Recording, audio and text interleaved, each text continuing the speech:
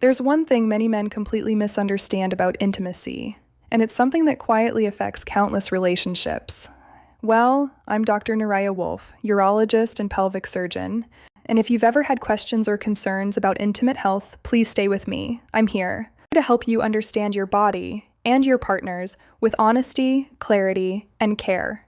Today, I want to talk about something that doesn't get discussed nearly enough: what actually creates pleasure during intimacy, especially for women. This topic might feel a little sensitive, but in my years of practice, I've counseled hundreds of couples, and what I've learned is that most people simply haven't had access to accurate, thoughtful information. So today, I want to change that, gently, clearly, and with the respect this conversation deserves. Many men focus almost entirely on penetration itself. They believe that fast, intense movement is what matters most, because that's what they've seen in films or online. But the reality? How you move, how you pace yourself, and how you respond to her body determines whether she's counting the minutes until it's over, or texting you the next day asking when she can see you again. If you approach intimacy without understanding how a woman's body responds, you might unintentionally cause discomfort or disappointment. But when you truly understand what works and why, you become someone unforgettable. And that's exactly what I want to help you with today.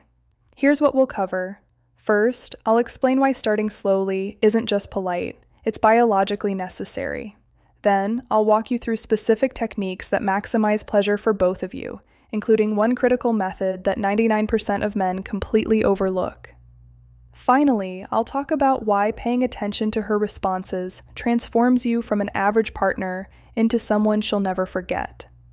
Most men repeat the same mistakes for years, not because they don't care, but because no one ever taught them how a woman's body actually responds during intimacy.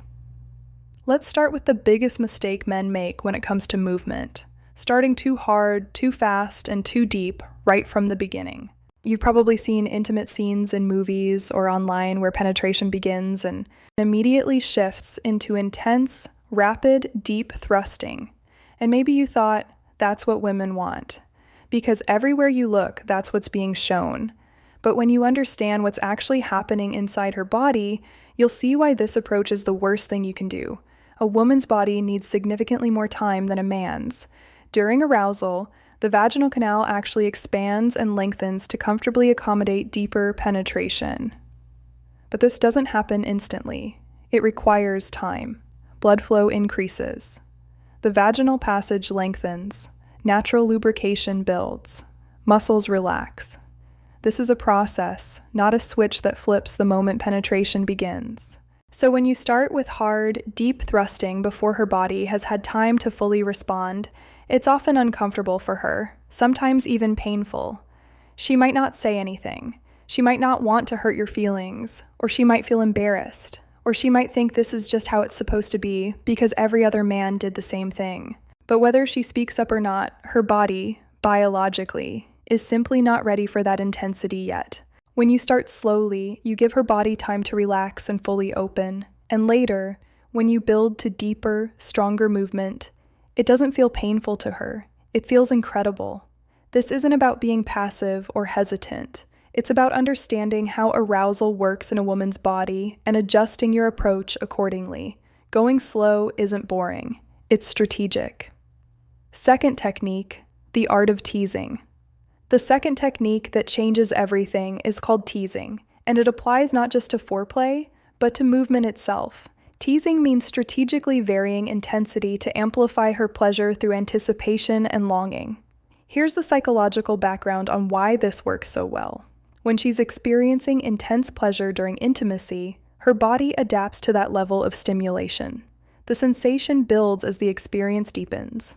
But when you temporarily withdraw that intense pleasure, when you pause the intensity, you create contrast, and that contrast makes her want more. You activate a sense of craving for what you just took away. That sense of longing doubles or triples the intensity of her pleasure when you finally give her what she's been wanting again. Let me explain how this works in practice. When you've moved into a faster, stronger rhythm and she's clearly enjoying it, let her experience that for a moment, then pull back. Slow everything down dramatically. Instead of going hard and deep, go slow and shallow, and watch her response. She'll start to move her body. She might try to pull you deeper. She might even beg you to come back. That's when you know you've brought her exactly where you want her. When you increase the speed and intensity again, you'll see just how powerful this contrast is on her body.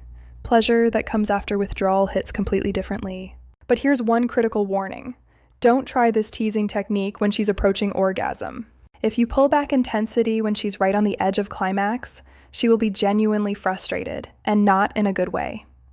This technique works best during the early and middle stages of intimacy when arousal is building, not when she's right at the peak. Third element, varying the tempo. The third element to master is varying your tempo throughout the entire experience. If you move at the same pace for too long, it becomes repetitive, and pleasure actually decreases. Our nerve endings adapt to consistent stimulation patterns, and over time, they become less sensitive to them. That's why mixing up the tempo is so important.